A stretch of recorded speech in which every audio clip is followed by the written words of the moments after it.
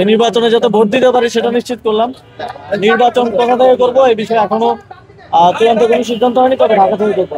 এখন পর্যন্ত পরিকল্পনা স্বতন্ত্র নির্বাচন করারই।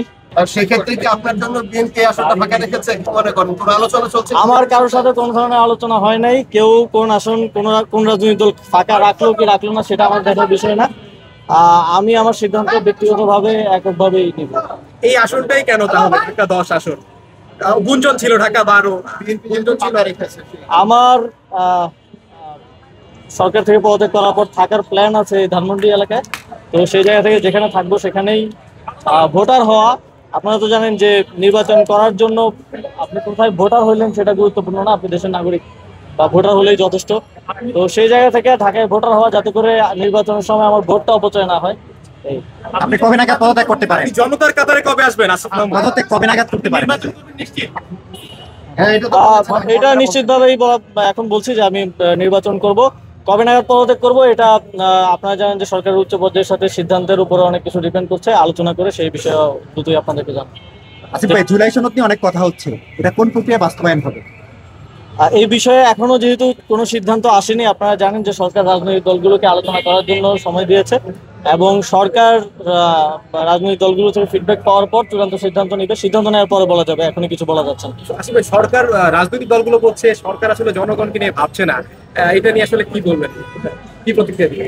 সরকার তো জনগণকে নিয়েই কাজ করছে, জনগণকে নিয়েই ভাবছে এবং সরকারের সকল কার্যক্রম জনগণমুখী। এবং এই সরকারের যেই তিনটা কাজ ছিল, সংস্কার, বিচার এবং গণতান্ত্রিক রূপান্তর, আপনারা দেখছেন যে তিনটা কাজই সমানভাবে এগিয়ে চলছে।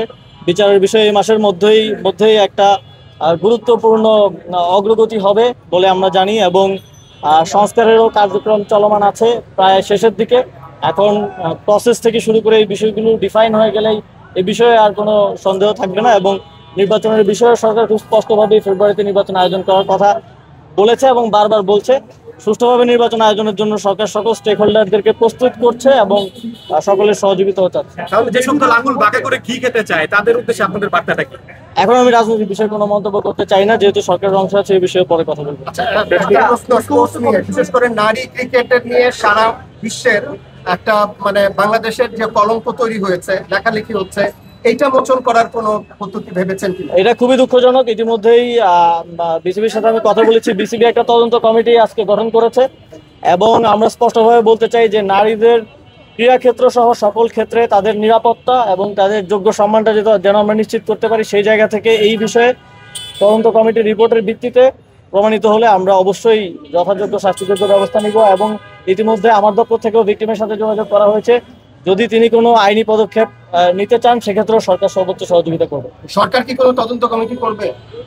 যেহেতু বিষয়টা বিসিবির অভ্যন্তরীণ, প্রাথমিকভাবে বিসিবির তদন্তের উপরে আমরা ভরসা করতে চাই, পরবর্তীতে আমরা সিদ্ধান্ত নেব এই বিষয়ে।